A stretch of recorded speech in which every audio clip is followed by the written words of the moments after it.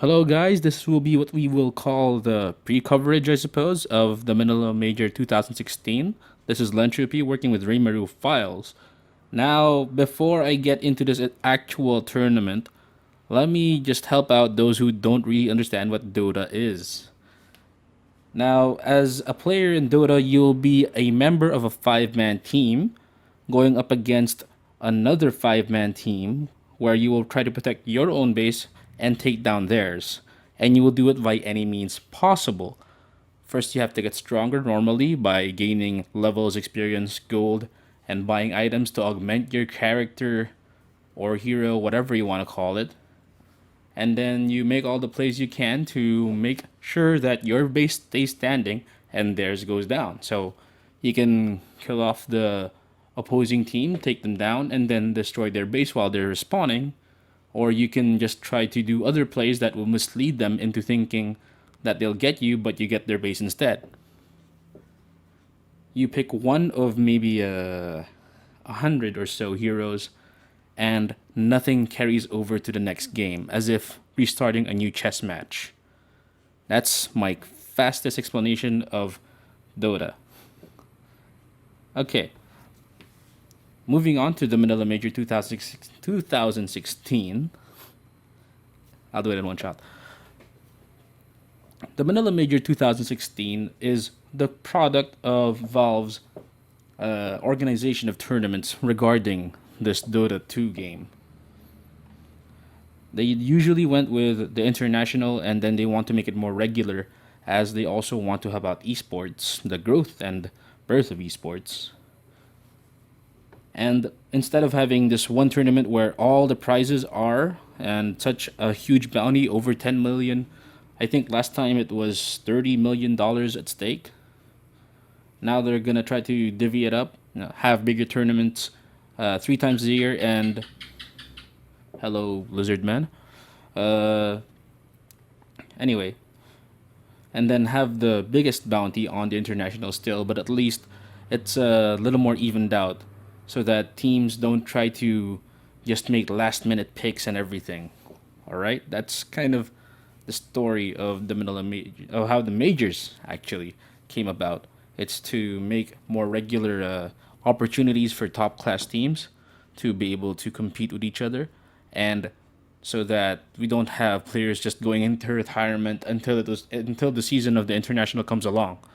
So we get a lot more action throughout the year. Okay, so just so you know, the Manila Major will have at least a $3 million prize pool. I think that's the regular amount. Over here you go.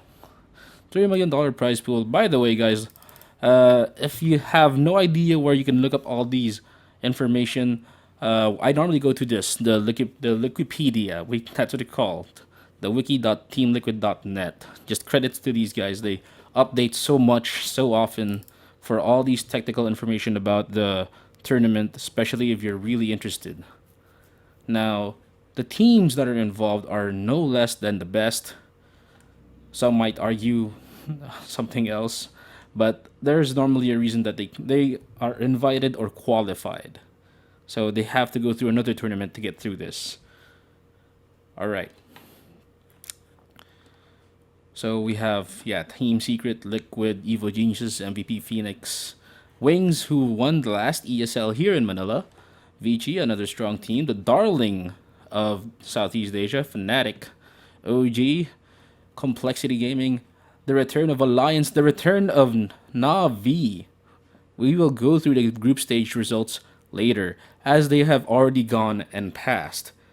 Some surprising results, some that broke my heart as a fan of certain teams here. But I'm very excited to see Navi back in action. Really, I really do. Oh my god. Like, Dendy's back, guys. Alright, LGD, Digital Chaos Newbie, A Team Empire, and our beloved team, Team Mineski, from PH. I'd say, I'd really say beloved because honestly, the community doesn't expect them to win, but they keep trying. They never have given up. I don't think they've gone through several shuffles and everything, but they still keep playing, and we're we appreciate their presence at the very least. Right, group stages. Let's go through this. The green part over here means that they've done great. They're on the top seed, or they go into the winner bracket, and the red here means they gone to the loser bracket. Now, me being a fan of Team Secret, I'll just get this out of the way. Being a puppy fan, I am so brokenhearted over how they've gone 0-2 in their group stage matches. But really, props to Navi, Naidas Vincer, just getting a 2-0 and a 4-0. They just wiped everyone they fought in the group stages. The same goes for Newbie. OG kind of had a very tight game here. 4-3, wow. Team Liquid, 4-2. Fnatic, 5-3. So it was a pretty rough fight for them too. Because all of these group stages, they're no longer best of twos that we got used to for these seeding stages. It's now a best of three. Now, Group D, we have LGD, MVP, Phoenix. Evil Geniuses makes it to the lower bracket. Okay, wow.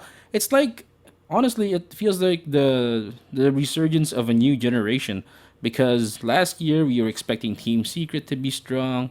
We were expecting EG 1 TI5. Alliance was strong back in TI3. By the way, TI, the International, just so you know, it happens once a year. Biggest tournament in Dota, in case I haven't mentioned that yet. Mineski, honestly, even if Mineski went 0-2, they have a better score than Team Secret. They were able to take at least a game away from everyone they fought. So props to that. Props to them being able to do that. Complexity, Team Secret, and Vici, man, they gotta get it together. They seriously need to get it together. Well, hopefully they do get it together. They have like 3 days or so rest period. It starts tomorrow. Today is Monday. I am here in the province of Batangas, having to do a bunch of work. I'll be in the event proper probably Thursday or Friday, where I'll be helping out a lot with coverage. I hope to be able to make it a little earlier because there's a lot of work to do. I got accredited as media, and to honor that, you gotta make content for them, right? Right. Main event. So this is what we call the bracketing, right? The winners brackets are where the green names a while ago from here. They won. If they lose here, they get lowered down here. So they get basically a second life in the tournament. While the ones on the loser side cannot lose a single best of three. And wow, the lower brackets already get a best of five. So that's basically what they fought for. They just fought for that one life advantage for their team, which is super huge. These games can last up to an hour. There are cases where they go well over an hour, and they're extremely exhausting. You don't want to play a lot of games to be able to win a tournament. You want to keep it as small as possible. Of course, you want to be able to show up and be able to feature yourself as much as possible, but you don't want to wear out your team too much. You don't want to have all those other opportunities to have to reveal your trump cards, because everybody will have a new thing to feature, a new strategy that maybe nobody has ever heard of before, as the meta changes every tournament. In fact, it is definitely going to change this tournament, considering there was a bunch of patch tweaks, patch changes. There's new items, new skills, or change skills, all of that with the heroes and the items. Even some of the world behavior was changed, some of the map was changed. We're getting a lot more action. Cool. So I guess we're just gonna go with expectations. I am very sad to say, as a Team Secret fan, that I don't think Team Secret will make it far this tournament, and Navi is just looking phenomenal. Liquid, Navi are probably our best bets right now for who's gonna win. But who knows? It could be the return of China. China has been quite out of it since TI4. Hopefully, they'll be able to make a good showing like Wings did in ESL 1 Manila. Alright, so I guess that's the end of my quick run through of the tournament of so far. Hopefully, we're going to get some great matches. Navi versus OG sounds great. Liquid Phoenix. I'm betting. Okay, I'm gonna guess Liquid is probably gonna take that.